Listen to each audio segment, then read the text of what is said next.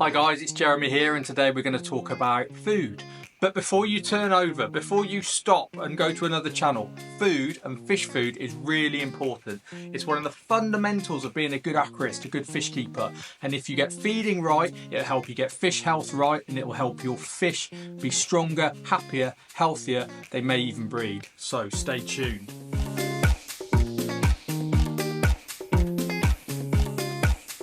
So feeding. Fish, they need to feed just like we do, but we're mammals, we produce our own heat, whereas fish don't, so it's a little bit different. We feed fish on a variety of things, but there are different types of fish that eat different types of food, so we need to feed them a variety of different foods, or sometimes specialist foods that are specific to that type of fish, its diet and the way it feeds in the wild. So first of all, you've got big fish and small fish. Big fish tend to eat bigger foods, small fish tend to eat smaller foods. That's straightforward. But then it breaks down into predatory fish, like some cichlids, some catfish. You've got herbivorous fish like plecos, which kind of graze algae. You've got plant-eating fish, which are herbivores. Then you've got omnivores, so fish that will eat pretty much anything. Some will eat algae, some will eat plants, and then they might eat an insect that comes past, or a worm, or even another fish if it's small enough to eat. So just like other animals, you've got predatory fish, herbivorous fish and omnivorous fish, and most of the fish that we keep in tropical aquariums are omnivores, and so we give them a dry food diet out of convenience really, and the most popular dry food by far is this stuff. This is flake food. Now this was invented decades ago, and it's basically a mix of foods that are mixed together and then dried out and then flattened into these very, very thin, thinner than cornflakes, paper thin flakes, hence the name. The good thing about flake is that most fish take it, and that's tropical, cold water and marine, and it can be loaded with all the right nutrients, vitamins that fish need. So for the right fish, like a general community fish like in here, it's pretty much a complete diet, which means that it's going to provide everything that that fish needs to grow and be healthy all of its life if you had to. And some fish are just fed on dry foods like flake, and they'll live very long, very happy, healthy lives. So flake is the most common one by far. You can feed it to everything from cold water fish to tropical fish, marine fish. What you do is you just kind of take a pinch of it, and how big's a pinch? Well, it's difficult to say, isn't it? But thumb and finger, and you just, if they're big fish, you just drop it straight in. If they're smaller fish, you crumble it up into even smaller flakes and it falls onto the surface. After a few seconds, it takes on water and then begins to kind of slowly float down to the water layers. If you've got a filter, like a power filter, like this one, that's going to spin the flake round and help it take on water and sink more quickly. So something like a flake food is a brilliant all-round fish food. It comes in a variety of sizes, a variety of flavours. Literally, you can get herbivore flakes now, you can get carnivore flakes, colour enhancing flakes, but this is just a bog standard general tropical flake, and every fish keeper with an aquarium should have some flakes somewhere. Different qualities apply, you tend to get what you pay for. So if you see like a pot of food and it's really expensive, it's probably got better, higher quality ingredients in it. So that's flakes. How often would you feed flake? Well, every fish that we buy should probably be fed at least once per day. And if I was a fish breeder, I'd feed 3 times per day. And that all depends on whether your water quality is good enough, your filtration is good enough, and your tank is mature. So if you've got water quality problems, don't feed, just fix those first.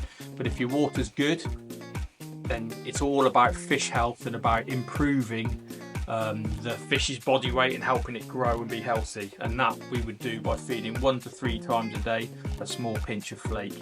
You want to give them about enough that they'll eat in about 2 minutes. Now, as I say, with a filter circulating it, it tends to go round and disappear more quickly, but you just kind of play it by ear. Basically, if there's flake food left after about 5 minutes, if there's uneaten flake on the bottom of the tank on the substrate, you've overfed. What you need to do is remove that with a fish catching net or a gravel siphon.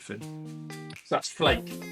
Then you go on to more kind of advanced dry foods, like this is a modern version of a flake called a crisp, and Unlike a packet of crisps, they're just small kind of circles.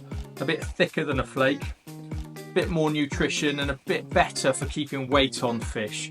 So crisps are definitely worth trying. You can get colour enhancing crisps, you can get algae based crisps for fish that prefer more of a vegetarian diet. Feed it in exactly the same way. You can either drop it in whole or you can crumble it up for smaller fish, and again feed 1 to 3 times per day, water quality permitting. Then you've got, again, lots of variations on dry foods. This one is a granule.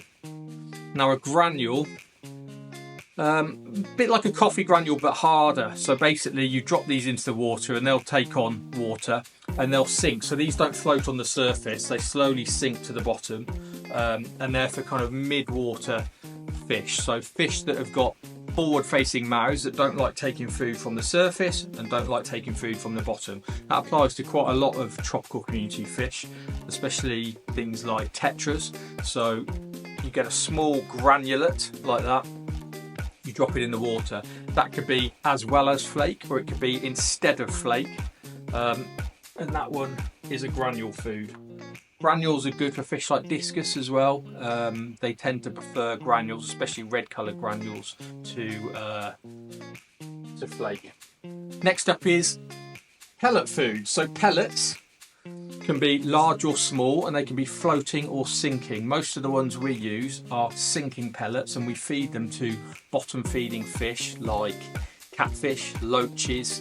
Catfish always lose out of feeding time with flake because the flake gets eaten by the top dwelling fish and the middle dwelling fish, and then not so much of it gets down to the bottom. And most catfish either prefer like a meatier diet if they're a predatory catfish, or an algae based diet if they're a pleco. So something like a granulate, a catfish granulate, sinks to the bottom very quickly. It's got plenty of protein in there because catfish need good food as well. They can't just get by on detritus or algae. They need a food in their own right, and they're just as ravenous as any other fish. So you could feed granulate food probably once per day, either at the same time as flake food, or you can even feed it just before lights out in the night.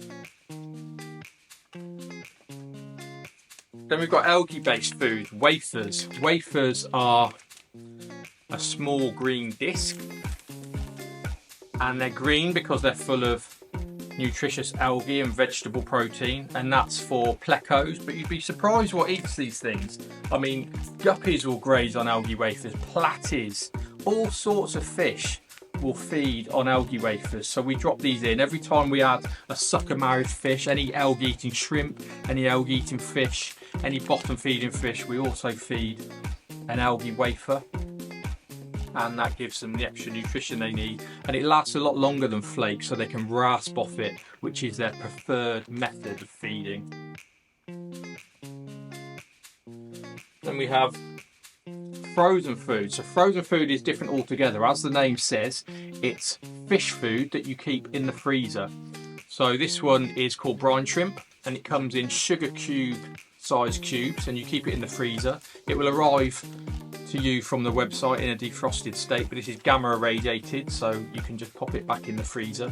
And you pop one of these cubes out, or 2 of these cubes, instead of feeding flake food. So you could probably feed flake food once in the morning and then perhaps frozen in the evening, or you could feed frozen brine shrimp every other day, frozen bloodworm every other day, or just alternate it basically. So treat it as a treat food. Some fish prefer frozen food and they won't take flake at all. So for some fish, picky eaters, something like frozen bloodworm, frozen tube effects can be a real literal lifeline for them, and they will do a lot better with it as you try to wean them onto dry foods. So frozen foods, you keep them in the freezer and you just pop the cubes out. You can either defrost the cubes in like a little egg cup of tank water, or you can drop the cubes straight in, and the warmth of the water will quickly melt the frozen food in that cube, and it will disperse and the fish will go crazy for it. So frozen food, definitely worth thinking about. And then another type of food, nature's food, is live food. Live food comes from your local fish shop. and it can be in the form of live daphnia like these, live brine shrimp, live copepods for marine fish and corals, live bloodworm, even live river shrimp for large predatory fish. And again, it's just a treat food. This is the most likely to be taken by picky feeders, by difficult feeders, things like freshwater pipefish, really tricky fish that just they weren't born, they weren't made to eat things like flakes and artificial foods, so we give them live foods. So live foods are really good for fish that refuse to eat any tricky feeders and any specialised feeders. Now you can either pour that straight in, or if you don't want the bag water to foul your tank water, you snip the corner off with scissors, you pour it into a fish net, and then you place the fish net and the food into your tank. That will quickly disperse and just be absolutely taken with relish by all of the fish in the tank, small and large. You can get a live food feeder, which is like a perforated ice cream cone, and you can pour it in. That's really for tube effects. It will work probably with bloodworm as well, but things like daphnia and brine shrimp, just cut the knot off and pour them straight in. Now, something you need to be aware of with live foods is that they're perishable. So really you should feed them on the day that you receive them. At the most, I'd wait perhaps 2-3 days, but they need to be kept cool. So keep them in the fridge, or at autumn or springtime, keep them outside. Don't let them freeze, and they'll keep a bit longer. If you let them get too warm, and if you leave the live food in the bag, it will start to die off after a few days, and you really need to throw it away. So you need to be aware with what you're doing with live food. You need to feed it on the day you get it. Ideally plan for, if you've got difficult feeders, getting live food nice and frequently and adding that one. So again, you can feed live food and frozen food as well as flake foods, but I would tend to do live food say in the evening if you're doing flake food in the morning. Sometimes for difficult feeders you need to feed live food as often as you can, and if you're breeding fish, some breeders will only feed live food like newly hatched brine shrimp, and they'll feed it several times per day, which in itself can be a bit of a chore, but brine shrimp hatching kits are available. Feeding is a good time to inspect your fish as well. It's I always make sure that when I'm feeding my fish, I watch them. When I'm in the shop as well, when I work in fish shops, observe the fish. Are they coming out? First of all, do a head count. Are they all there? Are they looking healthy? Have they got any white spot? Are their fins clamped? Are they looking active? Have they been fighting? Have they got torn fins? That's when I check that all my fish are there. Even catfish after a few weeks should come out at feeding time. They can smell the food in the water and they should come out even if they're nocturnal fish. So definitely worth thinking about with that one. Is it possible to overfeed? Yes is the answer. So again, like I said, if there is any food on the bottom after it's been given to the tank, say a couple of minutes, then you need to remove it, with the exception of things like algae wafers, which may be there for 12 hours or more. So that's a deliberate kind of leaving the food in, and that's been formulated so that it won't foul the water. So yeah, you can overfeed the fish. As I say, the classic sign is when there's uneaten food either on the surface or on the bottom of the tank. It will cloud the water and it can pollute the water. So uneaten food is one of the causes of ammonia, which is toxic to the fish, and that then converts into nitrite, which is toxic again. So an overfed aquarium will have lots of particulate matter. The filter might block up, the fish might be gasping because there's ammonia in the water, and the oxygen levels will be too low from the decomposing food. What's the best food for fish? Probably a combination, a varied diet just like us. So I would feed my fish on flakes, granules, tablets, wafers, frozen and live food. And although it sounds like a lot, it's no different to us. The more different foods that we give them, the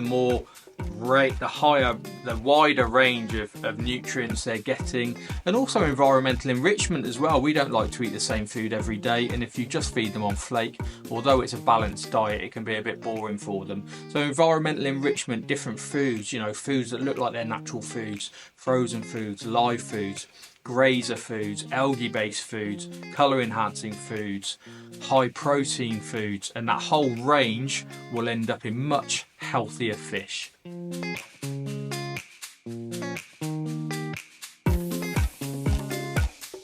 How should you store fish food? It needs to be kept in a dry, dark place, not too warm, not too humid, so I wouldn't store it on the hood of the aquarium or inside the hood. Inside the cabinet or shelf is good, or just somewhere cool and dry in the house.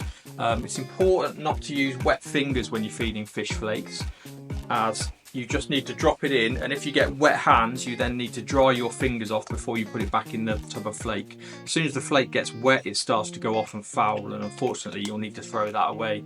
So that advice goes for most dried food: flakes, crisps, granules, wafers, tablets and pellets. Don't feed them with wet hands and keep them in a dry place.